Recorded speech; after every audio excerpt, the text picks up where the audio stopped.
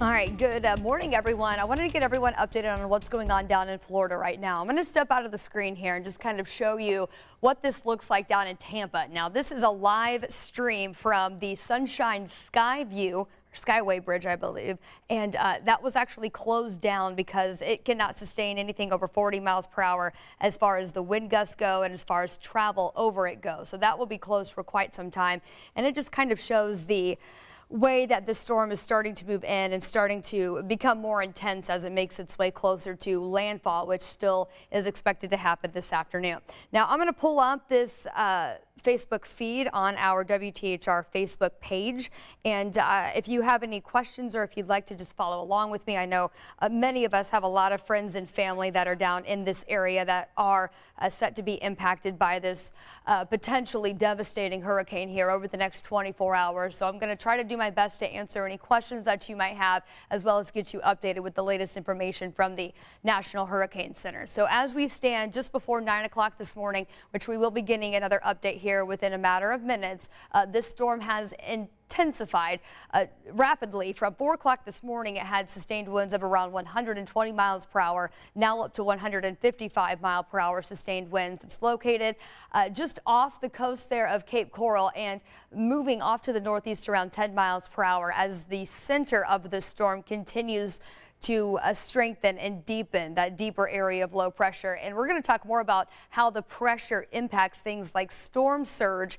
as we get into that storm surge potential here in just a little bit. But I wanted to start with the radar and kind of break down what this means as far as the wind speeds go. Right now we talked 155 mile per hour sustained winds. That was actually measured from the hurricane hunters as they fly within the storm. They drop down instruments that measure what's going on within the heart of that storm, and that's where they got that number 155. And if we plug that into our categories or the scale of hurricane strength, we are just 2 miles per hour shy of this becoming a Category 5 storm, which, as if it continues on this track of intensifying, potentially could be there as it does make landfall within a matter of hours. So here's the looping radar I wanted to show everybody as we put this into motion over the past couple of hours. You can see the eye wall, which went through a cycle overnight. So there was a period there where this was regenerating itself, and that actually prevents the storm from strengthening overnight, which gave us a couple of hours. But once this new eye wall formed, it's rapidly intensified. So at this point, we can see this clearly defined eye wall. There's about a 34-mile stretch in between the eye wall where it's clearing out. So that's something we've been watching on our satellite imagery as well as this looping radar, just to see the general path of the storm. Now, it's interacting with a frontal boundary that's out in the Gulf of Mexico, which is why this is taking more of an easterly track as compared to previous weather models that you may have shown us. You've been watching us show in the past day or so. So this is now again going to be moving more north-northeast, which is why we are anticipating this to impact most of the Florida Peninsula here in the next day. So again, just going to continue to watch any comments that you might have, trying to answer any questions that you might have as well. Just a lot of folks saying their prayers and saying where they might have family and friends down in this part of the state. Of course, I want to just let you know what they are potentially going to be impacted by if they're still there. So let's put this into motion. We'll dive deeper into where the core of the storm is located. Of course, this is Cape Coral, Bonita Springs, Naples, just to the south of here. Just to the north is where we have obviously Fort Myers. We have Punta Gorda, Port Charlotte. This is kind of the inundation zone where we're watching for that potential of the worst of the storm surge. That just getting updated from the National Hurricane Center as well. So this is the eye of the storm right now. It's located less than 50 miles offshore, but it's taking more of this northerly track. So it looks like places like Port Charlotte to Cape Coral will be impacted by this eye wall once it starts to move in. And this is another radar product that we like to use just to look inside of the thunderstorms when they're here, but in this case the hurricane, where we can just kind of see what these wind speeds are doing within the eye wall. This particular radar product showing us over 100 mile per hour winds within this, but again, we know that there's potentially even stronger wind gusts within that based on the hurricane hunters and that data that just came in. We're also watching some of these wind gusts that are just starting to increase along the shore. So right now, Tampa, 33 mile per hour wind gusts, 49 miles per hour. That's going to be near Sarasota and up to around 52 miles per hour near Cape Coral. So over the next hour, I expect these numbers to drastically increase as that storm moves closer to getting onshore. A lot of alerts in effect all along the Florida peninsula. We've got a tropical storm warning that's in effect north of Tampa along the Big Bend area to Gainesville, up closer to Orlando. This pink highlight here represents an ongoing tornado watch that's been in effect since yesterday. Going to stay in effect through at least 5 p.m., but I do anticipate that getting extended. And then hurricane warnings are posted from Tampa all the way down the coast to the Florida Keys, and that's going to be in effect at least through Thursday morning until the storm passes. Where we see those green kind of polygons embedded within that, that's where we already have some flood warnings that have been posted, mainly along a lot of local rivers and things like that.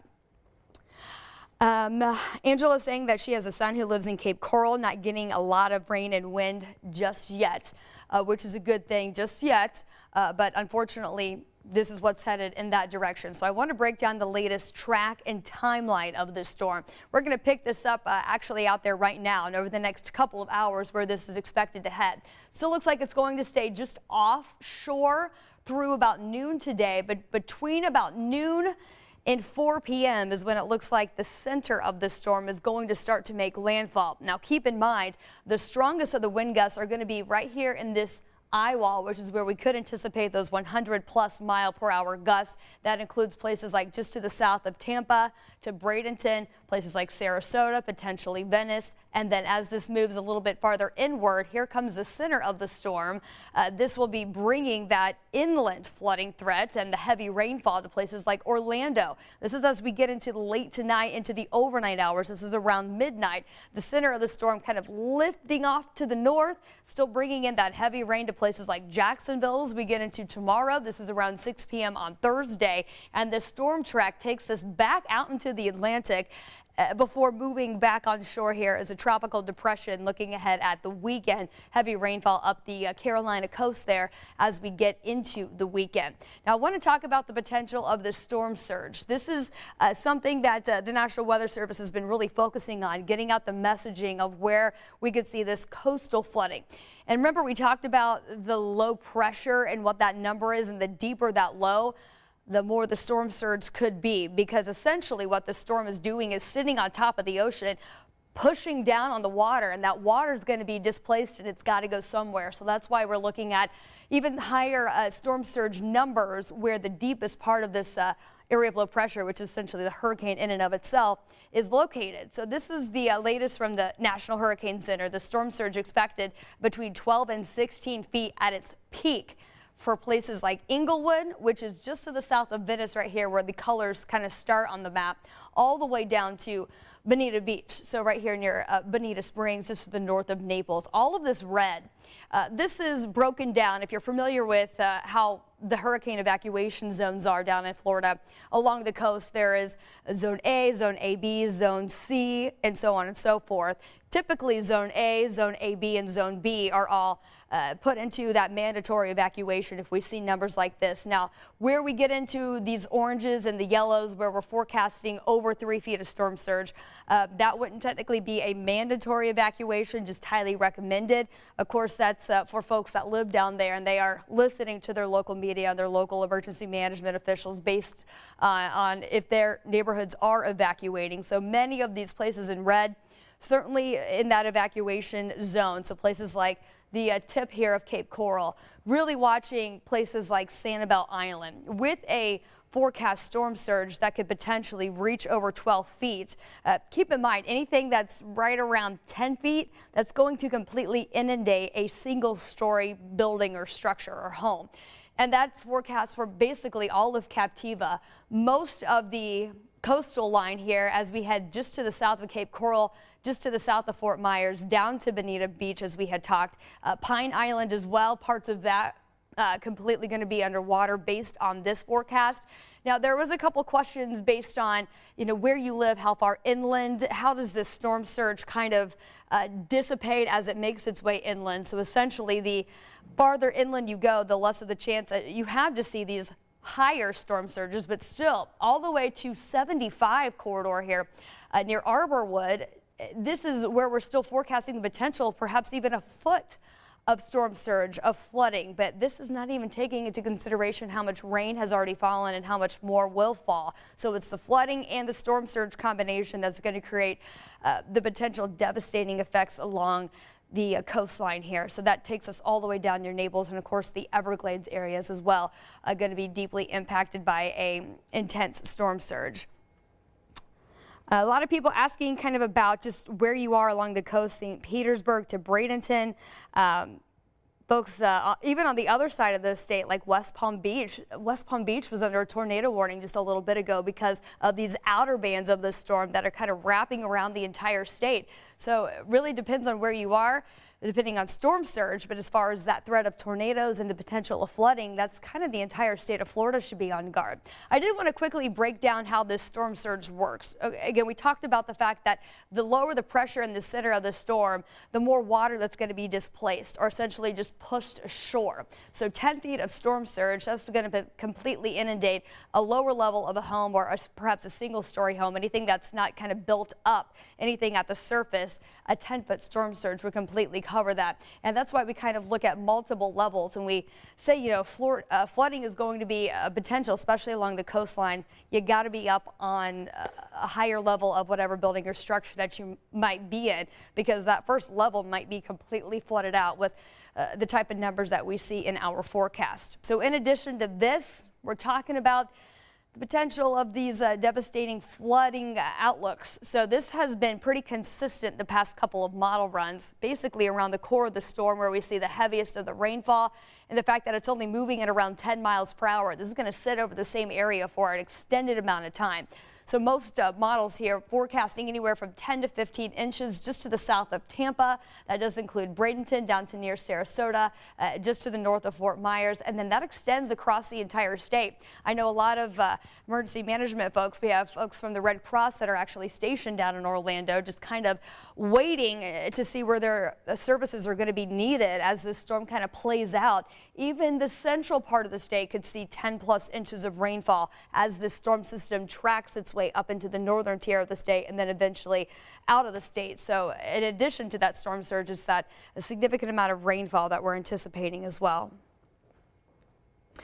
And just real quick, just wanted to check any of these last comments, if I could answer any questions on here as well. Keep in mind that this is going to be a very long afternoon, especially for people who have friends and family down in this zone. And we're going to be here watching this for you. I'm sure you're going to be tuned into whatever media source that you can, kind of glued to social media as well. So we'll continue to be here getting you updated on the latest from the National Hurricane Center. New data is going to be coming in at the top of every hour, perhaps tiny adjustments in that storm track. And more so, just going to be seeing this evolve over the next couple of hours. Those wind gusts are going to pick up. We're going to start seeing videos, I'm sure, of the storm surge and water coming in off of the coast and creating these flooding conditions here this afternoon. Again, landfall looks like it's going to happen between the Fort Myers area and really just kind of south of Sarasota. As we go through the next couple of hours this afternoon, looks like that's going to happen around the 5 o'clock hour. So, of course, we're going to be with you at noon. I'll be with you at noon, bringing the latest, of course, through the 5 o'clock hour, keeping you updated on what's going on down in Florida. And, of course, as you're watching this video, if you wanted to just comment, I'll continue to go back through here and kind of check what's going on and hopefully be able to answer all of your questions as we prepare for what is now Category 4 Hurricane Ian. We'll catch you back in just a couple of hours at noon.